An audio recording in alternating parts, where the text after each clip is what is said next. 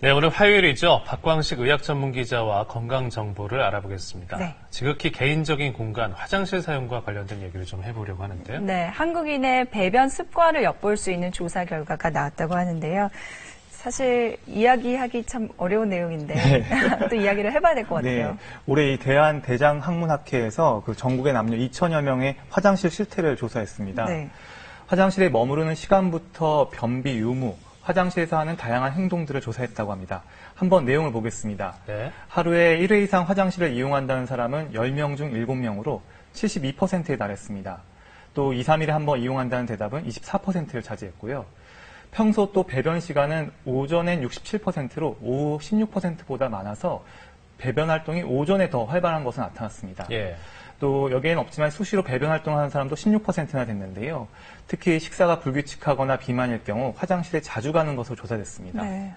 또 화장실에 머무르는 시간을 봤더니 평균 6.1분이었습니다. 시간별로 보면 절반 이상이 이렇게 5분 미만이었고 5분에서 10분 사이가 31%, 10분 이상도 12%를 차지했습니다. 이 화장실에서 스마트폰을 얼마나 이용하는지 뭐 여기에 대한 조사 결과도 있다고 들었는데 저도 사실 가져갈 때가 있거든요. 근데 박광식 기자는 없어요. 저도 항상 가지고 다니는데 더 길어질 것 같아요. 체류 시간이. 밖에서뿐만 아니라 화장실. 집에서도 꼭 화장실 갈 땐 저도 스마트폰을 챙깁니다. 예. 아무래도 심심하니까 또 시간이 잘 가니까 갖고 들어가게 되더라고요. 이 조사 결과를 보니까 저 같은 분들 꽤 있었는데요. 한국인의 화장실 스마트폰 사용률은 49%로 2명 중 1명꼴로 나타났습니다. 나이별로 보면 어릴수록 비율이 더 높았는데요. 10대가 77%로 32%인 50대에 비해서 2배나 높은 수치를 보였습니다. 네.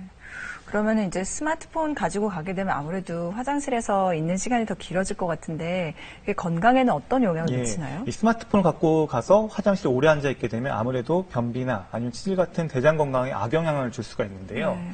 어릴 때부터 배변 시에 스마트폰 사용하는 습관을 들이면 더 좋지 않겠죠.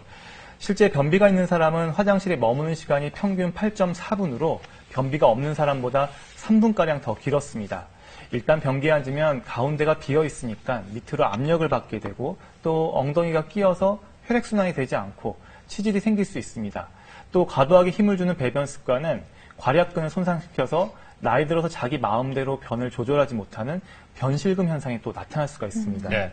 일단 뭐 화장실에 오래 앉아있는 습관 자체는 좀 고쳐야 될 것 같은데 근데 변비 때문에 고생하시는 분들은 또 이게 쉽지가 않잖아요. 그렇죠. 이 변비가 있으면 아무래도 화장실 출입이 작게 되고 오래 머무를 수밖에 없는데요. 네.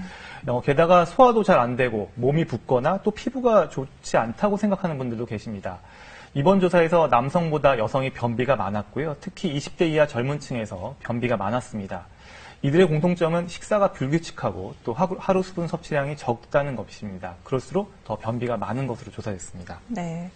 사실 변비로 고생하시는 분들은 진짜 그 남모를 고통을 많이 호소하잖아요. 근데 예를 들어서 뭐 장을 청소하면은 변비에 효과가 있다 이런 얘기도 들리던데 그거 실제로 어떤가요? 네, 흔히들 이 대변은 몸에 필요 없는 찌꺼기라고 생각을 하죠. 그렇게 얘기하고요. 이게 오랫동안 몸속에 남아있는 걸 숙변이라고 해서 세균이 번식하고 또 독소가 발생한다고 생각하는 분들 많은데요. 그런데 아직까지 이 숙변과 관련해서 어떤 독소도 입증된 바가 없습니다. 특히 말씀하신 것처럼 이 숙변을 없애면 변비가 해결된다는 속설 때문에 이 장세척 원하는 분들 계시는데요. 네. 이건 독소를 없애는 건 아니고 일시적으로 깨끗하게 하는 것일 뿐 평소 습관이 안 바뀌면 금세 다시 변비가 생깁니다. 또 독소 때문에 피부가 안 좋아진다고 생각하는 젊은 여성분들 계시는데요. 이것도 근거가 없는 이야기입니다. 다만 이 변비 때문에 지나치게 스트레스를 받아서 2차적으로 피부 문제가 발생할 수는 있습니다. 오히려 스트레스를 줄이는 게 변비에 도움이 될 수 있는데요.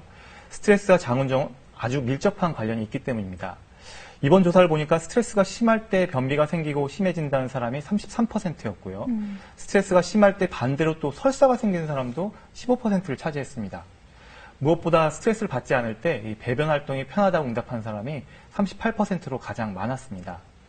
스트레스가 왜 장 운동에 영향을 끼치는지는 정확히 밝혀져 있지는 않지만 뇌와 장이 신경 전달 물질을 통해서 직접적으로 연결되어 있기 때문에 그래서 뇌에 변화가 생기면 장 운동에 변화가 생길 수 있는 겁니다. 예. 스트레스가 만병의 근원이다. 뭐 이 말은 틀린 말이 분명히 아니군요. 네. 예. 그렇습니다. 이 스트레스를 한번 이렇게 없앨 수 있도록 노력을 해봐야 되는데요. 네. 우선 배변에 대한 강박을 버려야 합니다. 하루에 한 번은 꼭 봐야 건강하다고 생각하는 분들 많은데요. 사실 배변 횟수에는 너무 얽매일 필요가 없습니다. 오히려 전문가들은 2, 3일에 한 번도 좋다고 하고요. 무엇보다 본인이 편하면 그만입니다. 화장실에 있는 시간은 5분을 넘기지 않는 게 좋고요. 화장실에 갈 때 이 스마트폰이나 책을 들고 가는 걸 피해야 합니다. 일단 배변이 쉽지 않을 경우에는 오래 앉아있기보다는 빨리 나와서 다음 기회를 엿보는 게 좋습니다. 또 지나치게 힘을 주는 것도 피해야 하는데요. 스스로 생각하는 이 최대 힘주기에 한 60% 정도만 힘을 주는 게 좋습니다. 또 음식도 중요한데요. 변비가 있다면 이 육류 같은 동물성 지방이 많은 음식을 피하고요. 오이나 양배추 같은 야채류나 미역, 다시마 같은 해조류가 변비 예방에 큰 도움이 됩니다. 그리고 장을 자극하는 운동을 하면 좋겠죠. 그렇다고 너무 지나치게 운동할 필요는 없고요. 아침에 한 산보하는 정도면 충분합니다. 네. 의외로 저희가 앞에서 이효영 기자도 치매 예방에 뭐 한 1, 2분 정도의 손가락 운동 틈틈이 해주면 좋다고 했고 또 이렇게 산보를 하는 게 배변 활동에도 도움이 된다고 하니까요. 평상시에 정말 습관을 잘 들이는 게 중요할 것 같다 이런 생각이 듭니다. 네, 박광식 의학 기자였습니다. 네, 잘 들었습니다. 네, 오늘도 좀 스트레스가 덜한 그런 하루가 되셨으면 좋겠네요. 네, 저희는 내일 다시 인사드리겠습니다. 고맙습니다.